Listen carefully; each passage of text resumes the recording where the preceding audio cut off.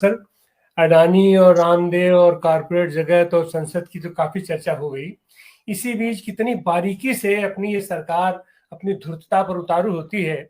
अभी 9 राज्यों में चुनाव होने वाले हैं और पिछले पिछले सप्ताह की घटना है कि 3 राज्यों में चुनाव घोषित हो गए हैं।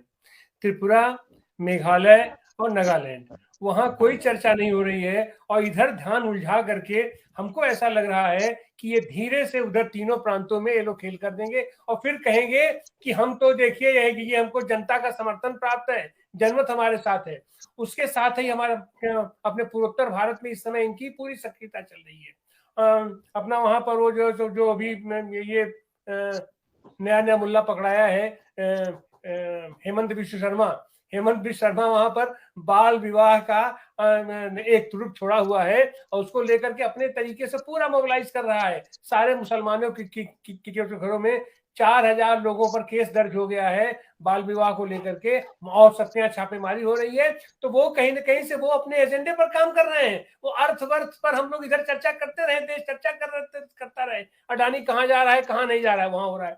अच्छा, फिर इसी के साथ ही अभी एक और घटना हुई है। अभी आप चर्चा की कि चार देशों में अपना भूकंप आ गया है, तो एक भूकंप हमारे बगल में भी आ गया नेपाल में।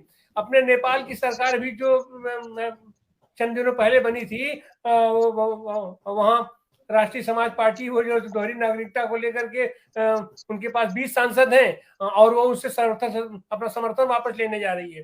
तो ये नेपाल में भी अस्थिरता आ गई है, अस्थिर होने जा रही है। उसके साथ ये जो हमारा ये जो पूरा हमारे और देश है, हमारा पाकिस्तान है। पाकिस्तान संकट से अपना जूझ रहा है इस समय। हम लोग यहाँ हमारे चीन दुनिया के पैमाने पर वो जो पूरा वर्चस्व स्थापित किए हुए है। और चीन की स्थिति यह है कि हमारे देश के हमारे प्रधानमंत्री जी का मुंह नहीं खुल रहा है। चीन अगर आवे, इनको उलट करके इनका कुछ भी करके चला जाए तो कहेंगे हाँ ये तो कुछ हुआ ही नहीं, ये तो ऐसे रात में कुछ हो गया था, ऐसे हो गया था वो कह के। और स्थिति ये है कि चीन के ऊपर ये जो हमारे देश की चुप्पी है, भारत की चुप्पी है, ये बहुत ही हानिकारक है। और ये सारी चीजें जाकर के कहीं ना कहीं से एक ही व्यक्ति से जाकर के जुड़ जाती हैं और वो है हमारे मोदी जी के मित्र अडानी जी। इनकी इनकी पूरी प्रॉपर्टी, इनका पूरा धंधा चल रहा है चीन से, जिसके चलते चीन के प्रति खामोशी की हालत ये है कि ये वहां पर चीन हमारी जमीन पर भी कब्जा कर रहा है।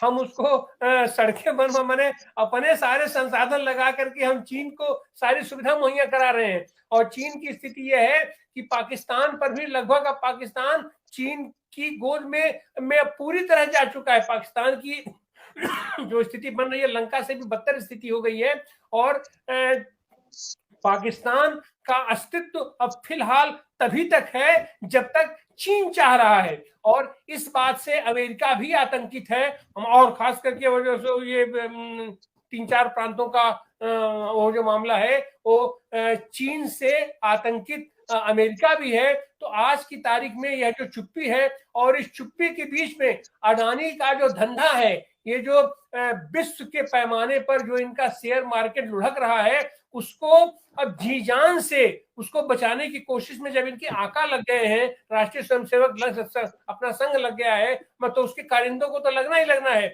अभी जो स्थिति बन रही है कि अडानी साहब भारत की जमीन पर बिजली पैदा करेंगे बंगाल में, और उसका धुआं और उसका प्रदूषण तो हमारे भारतवासियों को मिलेगा। और बिजली का एक भी यूनिट भारत को नहीं मिलेगा, भारत के किसी प्रांत किसी नागरिक को नहीं मिलेगा। बिजली का वो सारा यूनिट जाएगा बांग्लादेश, और उसका लाभ किसको मिलेगा? अडानी को मिलेगा।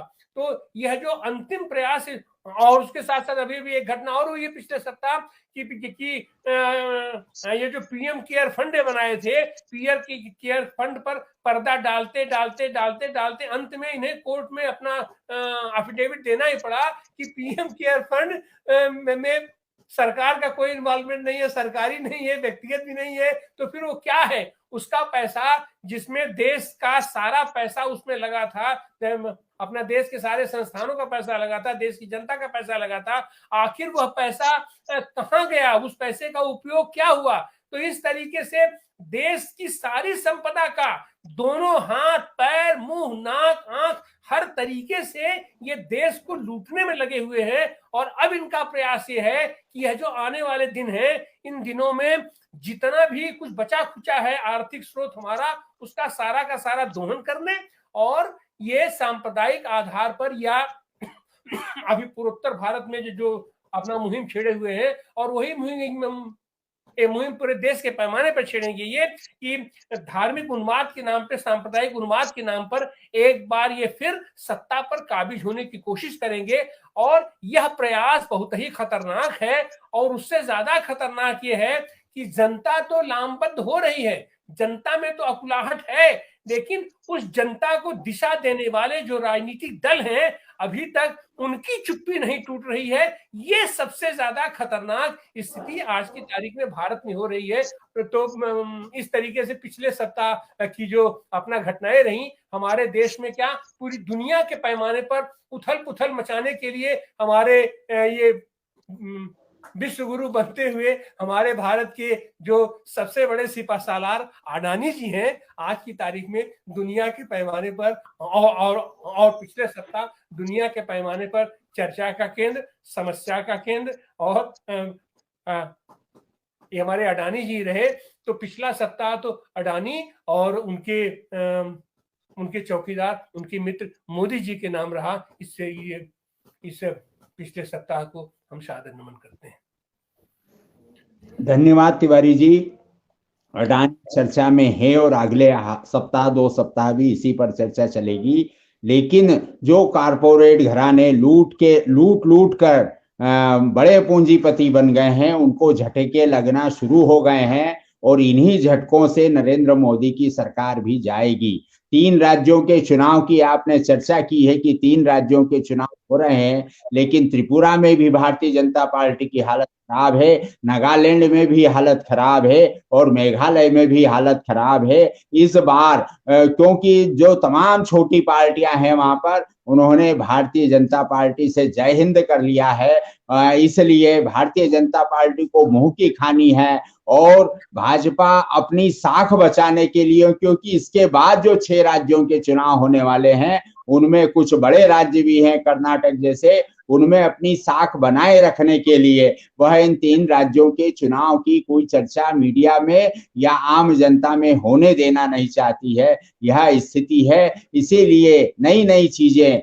निकाल कर लाई जा रही है प्रचार के तंत्र में, और उस प्रचार तंत्र को मजबूती देने का काम यह सरकार कर रही है।